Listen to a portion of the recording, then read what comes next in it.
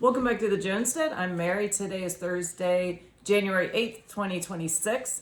And with all of the concerning news that we have been bombarded with just to see for the past several years, but intensely just since 2026 started, I did want to take a few minutes to talk about some what I consider very positive actions that have been done by the Trump administration just in this last week.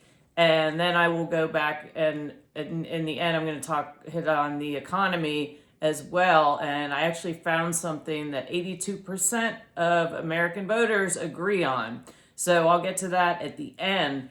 But I did want to highlight some of these because I think they're excellent policy issues, implementations to benefit the American people.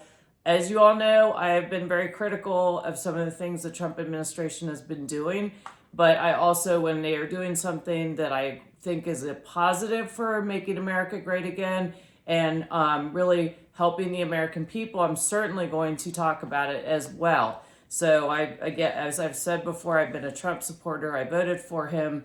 However, just because he wouldn't be the first person I voted for that said one thing before he got elected and then started doing some things differently. So I am not shy about calling those things out as well. So first one I wanted to talk about is on January 6th, Secretary Kennedy announced that on January 20th, the Trump White House will advise all U.S. water systems to remove fluoride from public water.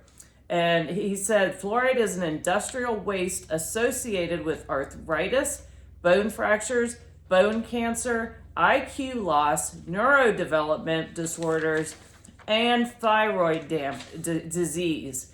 And this is fantastic news. And that's why if you have well water, you don't have any of these additives in your water system that you have when you're on a county or a city water system. And thankfully, I grew up most of my life in New Hampshire. My family had a well. Where I am now, we have a well. You can buy filters that can filter things out, but this is fantastic that they're going to be pulling fluoride out of the water systems, the public water systems, because of everything I just said. And if you want, you can go on your local water board and you can find out exactly the percentages of fluoride or chlorines that are in your water system. And if you look, city water has higher levels of fluoride in it. And fluoride also will dumb people down, make them more docile, and it makes them sick, obviously. So you have a high population of people that they get city or county water. Their utility provides it, and they treat the water. And it's interesting with fluoride is it reminds me of the jab that were giving. It didn't matter if you were 8 years old or you were an adult, you were getting the same jab. And the same with fluoride is whether you're an adult or a child, if you're drinking an 8-ounce glass of water, you're getting the same amount of fluoride. So that will be fantastic because if we pull the fluoride out of the water, I think it'll help a lot of people sharpen their brains back up, but also it'll help a lot with some of the health issues that cause that. And then on top of in addition to that, some more fantastic news as far as making America healthy again is the HHS and the USDA announced a new healthy food pyramid. And they said in response to decades of corporate poison nutrition advice, corporate poison nutrition advice, the Trump administration has unleashed updated federal dietary guidelines that torch added sugars, champion protein and healthy fats, and slam the door on ultra-processed junk fueling America's chronic disease crisis. And so this is fantastic. They basically flipped the food pyramid upside down. I think when the last administration was in, the Twinkies were one of the top of the food pyramid. But anyway, I digress. So the priority is on real food, high protein, real quality foods.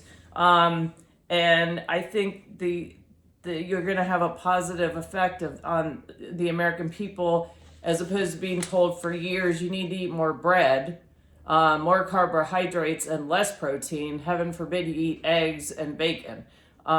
So I think that this will be, in addition to getting the fluoride out of the water, and we get people eating healthier. And when you're eating more healthy proteins, and even sardines are great for you, your brain starts operating a little sharper. I'm not saying it's perfect. You all have heard me talk, but it does make a difference. So if we make America smarter again, maybe we will not be electing communists to represent New York City and Seattle and ding-dongs that are the leadership in Minnesota, as an example.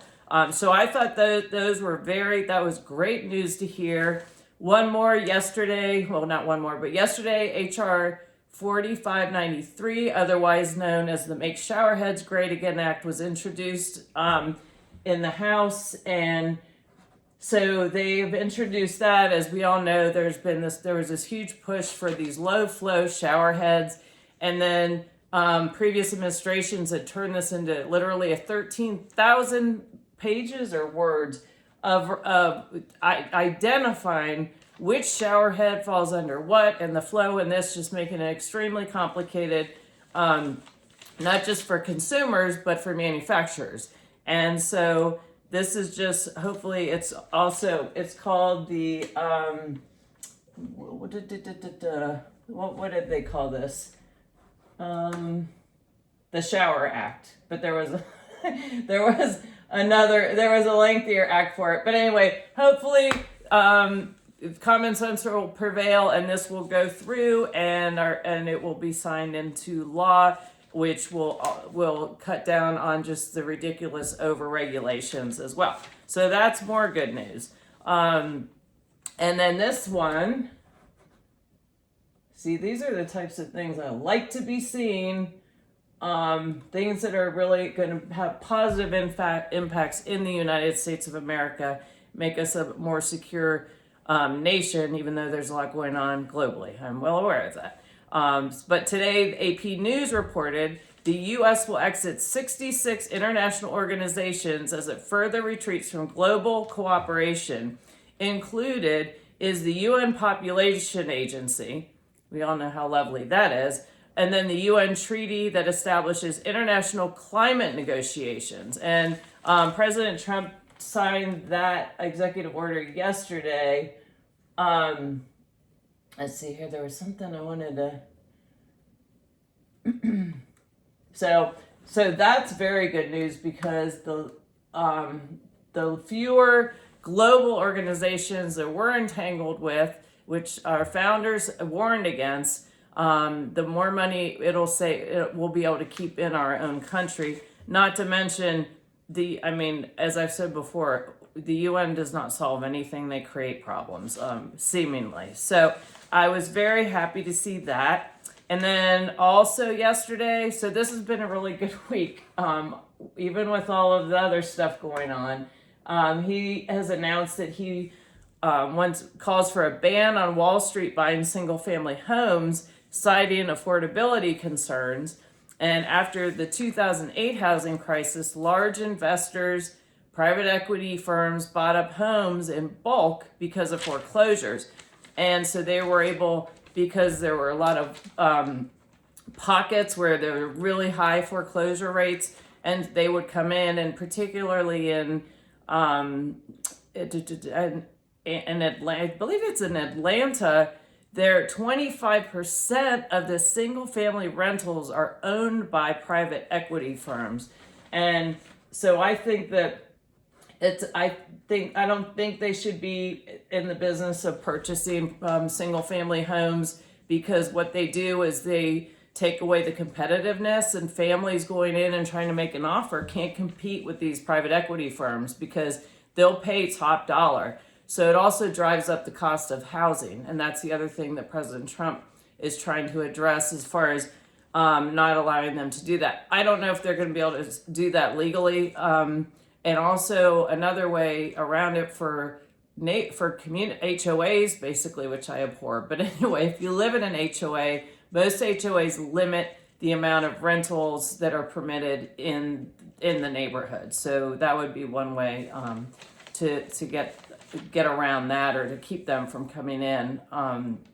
So all those, I think, are positive things that are going on. Those are things that I think are working for the American people, but we still have overall the big concern with the economy. And there was Michael Snyder had a really good article that he just came out with the other day. It was called "Perhaps We Should Actually Be Fixing America." And in his article, he cites a recent survey that found that 52% of adults think a recession has already started, and 64% say it's getting worse. And as I said in the beginning of the video, I found something that I think I said 84%. 82% of voters actually agree on this particular, that the $38 trillion, and this was reported in Fortune, the $38 trillion national debt is the one thing 82% of Americans agree on. Voters are understandably concerned, Watchdog says. And this was actually it was a nonpartisan poll that was taken, and people responding to this have every right to be concerned. The national debt is $38.5 trillion currently, and is growing by $1 million every 15 seconds and $6 billion every day. But going back, here's something that we have a majority of the voters in the United States, regardless of what side of what party you affiliate with, are concerned about this one issue of spending too much money and our national debt being so exorbitant. And I think that would be there, if there's anything, as divided as we are, that's a big one that you have a majority agreeing on.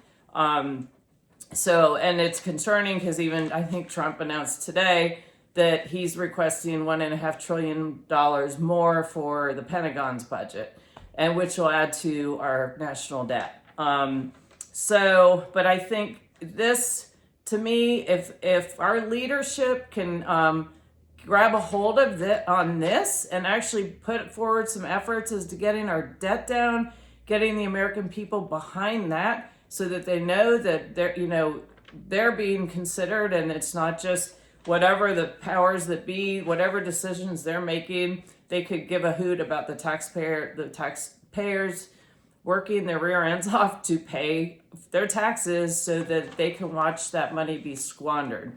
So again, this is about the only thing I've seen such a large agreement on, particularly among voting issues. And, I think it is a good opportunity if our leadership could get a hold of this issue and really work and put their money where their mouth is and actually put action behind it. So anyway, I just wanted to highlight some what I thought were very positive things that have happened, some things that are continuing to go on that we all should be aware of and concerned about. Continue to be prepared.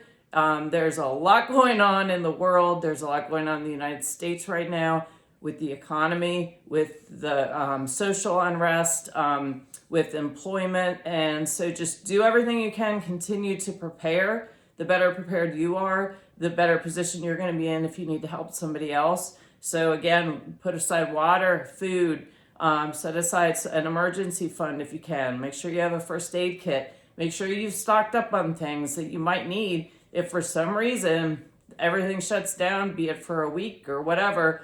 I think it was in Germany, some climate activists hacked their grid, and so they'd been out of power. I forget where exactly it was, 4 days. And if you're not prepared, think about that. Take the time to sit down and go, gosh, if I couldn't go shop, if I didn't have access to anything for 4 days minimum, would I be prepared for that, for my pets, for my animals, and so forth? So Anyway, thank you all for watching. Please like, share, and subscribe. And I look forward to talking to you all again soon. Have a great day.